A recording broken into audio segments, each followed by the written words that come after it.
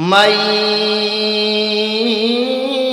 يعمل من الصالحات من ذكر أو أنثى وهو مؤمن فأولئك يدخلون الجنة ولا يظلمون نقيرا মহান রব্বুল আলামিন আয়াতের মধ্যে বলেন মান ইয়ামাল মিনাস সালিহাত, পৃথিবীবাসী মানুষের মধ্যে তোমরা যারা আছো, তোমাদের মধ্যে নারী কিংবা পুরুষ মিন যাকারিন আও উনসা, তোমাদের মধ্যে যে সমস্ত মানুষেরা নারী কিংবা পুরুষ যে বা যারা মিনাস সালিহাত আমলে সালিহাত করবে, তোমাদের মধ্যে যে সমস্ত মানুষেরা আমলে সালিহাত করবে এমন অবস্থায় যে সে মুমিন, ওয়া হুয়া মুমিন, এমন অবস্থায় যে সে মুমিন। আল্লাহ তাআলা বলেন তোমাদের মধ্যে যে সমস্ত বান্দা অথবা বান্দি আমলে ঈমান আনয়ন করার পরে আমলে সালিহাত করতে পারে, মহান রব্বুল আলামিন আয়াতের মধ্যে বলেন ফাউলাইকা ইয়াদখুলুনাল জান্নাহ, মহান রব্বুল আলামিন আয়াতের মধ্যে বলেন ওই সমস্ত বান্দাবান্দিরা, যেই সমস্ত বান্দাবান্দিরা ঈমান আনয়ন করার পরে আমলে সালিহাত করেছে, ওই সমস্ত বান্দাদেরকে, ওই সমস্ত বান্দাবান্দিদেরকে আমি রব্বুল আলামিন, আমি আহকামুল হাকিমিন, ওই সমস্ত বান্দাবান্দিদেরকে আমি রব্বুল আলামিন জান্নাত উপহার হিসেবে দিয়ে দেব। সুবহানাল্লাহ। মহান রব্বুল আলামিন আরো বলেন আয়াতের শেষ ভাগে বলেন ওয়ালা ইউযলামুনা নাকিরা, আল্লাহ তাআলা বলেন তোমাদের মধ্যে নারী কিংবা পুরুষ যে বা যারা ঈমান আনয়ন করার পরে আমলে সালিহাত করবে, আমলে সালিহাত কি, যে তার উপর যদি হজ ফরজ হয়ে থাকে তাহলে সে হজ করবে, তার উপর যদি যাকাত ওয়াজিব হয়ে থাকে সে যাকাত প্রদান করবে, তার উপর যে নামাজ ফরজ হয়েছে এই নামাজ আদায় করবে, শরীয়তের যে বিধানাবলী আছে ওই সমস্ত বিধানাবলী যদি ওই বান্দা বান্দি পালন করতে পারে, আল্লাহ রাব্বুল আলামিন বলেন তাদেরকে আমি কিঞ্চিত পরিমাণ কম দিব না।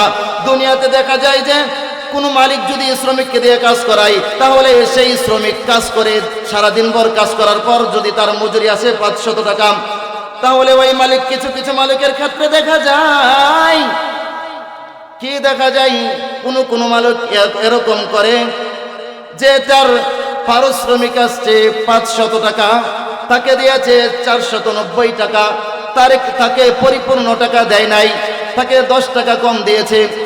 এটার অর্থ কি? এটার অর্থ হইল আগামীকালকে তুমি আমার কাছ থেকে এসে 10 টাকা নিয়ে যেও, কিন্তু মালিক সেটা দেওয়ার জন্য বলে নাই, মালিক বলেছে তুমি আগামীকালকে আবার এসে কাজ করে আমার থেকে আবার টাকা নিয়ে যেও। কিন্তু আল্লাহ তাআলা বলেন ওয়ালা ইউযলামুনা নাকিরা, আমি রব্বুল আলামিন ওই সমস্ত বান্দাবান্দিদেরকে এমন আমলের পুরস্কার দেব যেই সমস্ত বান্দাবান্দিরা ঈমান আনয়ন করার পরে আমলে সালিহাত করতে পারে, আমি তাদেরকে ওয়ালা ইউযলামুনা নাকিরা, আমি তাদেরকে কোনো কিঞ্চিত পরিমাণ কম দিব না। সুবহানাল্লাহ বলেন। এখন আল্লাহ তাআলা মুমিন বান্দাদেরকে কয়টা পুরস্কার দিবেন? 1 নাম্বার, সে ঈমান আনতে হবে, মুমিন নিজেকে মুমিন বানাতে হবে। 2 নাম্বার, আমলে সালিহাত করতে পারবে, আমলে সালিহাত করবে। আল্লাহ তাআলা পবিত্র কোরআনের আয়াতের মধ্যে বলেন ইন্নাল্লাযীনা আমানু ওয়া আমিলুস সালিহাতি কানাত কানাত লাহুম জান্নাতুল ফিরদাউসি নুজুলা।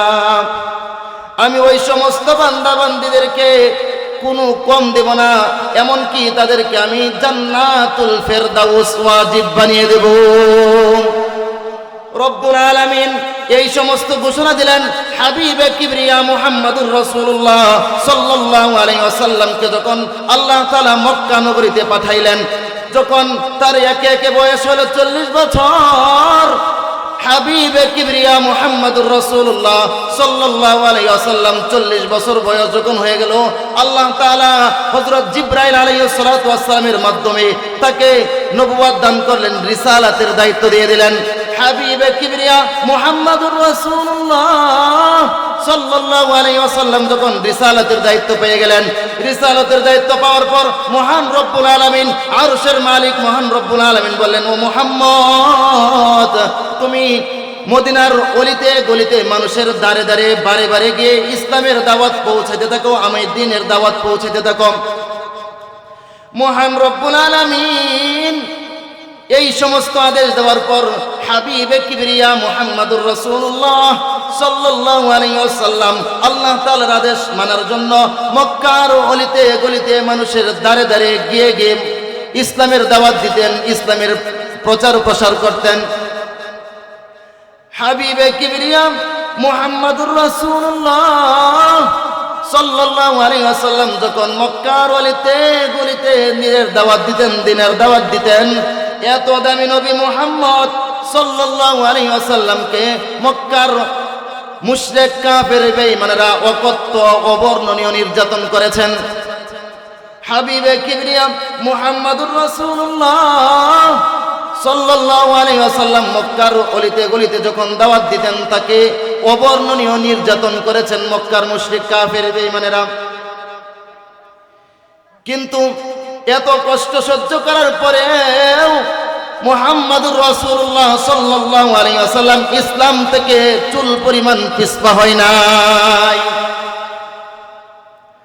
হাবিবে কিবরিয়া মুহাম্মদুর রাসূলুল্লাহ সাল্লাল্লাহু আলাইহি ওয়াসাল্লাম দীর্ঘ 13 বছর পর্যন্ত মক্কার অলিতে গলিতে দাওয়াত দিয়েছেন এবং অবর্ণনীয় নির্যাতনের শিকার হয়ে গিয়েছেন। দীর্ঘ 13 বছর পর রব্বুল আলামিন আদেশ করেন, বন্ধু আপনি মক্কা থেকে মদিনায় চলে যান, ইয়াসরিফে যান। হাবিবে কিবরিয়া মুহাম্মদুর রাসূলুল্লাহ সাল্লাল্লাহু আলাইহি ওয়াসাল্লাম একাই নির্যাতিত হন নাই, তার সাহাবায়ে কেরামও নির্যাতিত হয়েছেন। বিশ্বনবী মুহাম্মদুর রাসূলুল্লাহ সাল্লাল্লাহু আলাইহি ওয়াসাল্লামের একজন প্রাণপ্রিয় সাহাবী, তার নাম হলেন হযরত বেলাল রাদিয়াল্লাহু তাআলা আনহু। হযরত বেলাল রাদিয়াল্লাহু তাআলা আনহুকে এত পরিমাণ নির্যাতন করেছেন, তাকে আরবের বালুর উপর উলঙ্গ করে শুয়ায়ে তার উপর ভারী পাথর চাপা দিয়ে রাখতেন। এত নির্যাতন কষ্ট সহ্য করার পরে হযরত বেলাল রাদিয়াল্লাহু তাআলা আনহু ইসলাম থেকে পিছপা হয় নাই। আল্লাহ তাআলা হযরত বেলাল রাদিয়াল্লাহু তাআলা আনহুকে এত দামি করেছেন, এত দামি করেছেন। কি রকম দামি?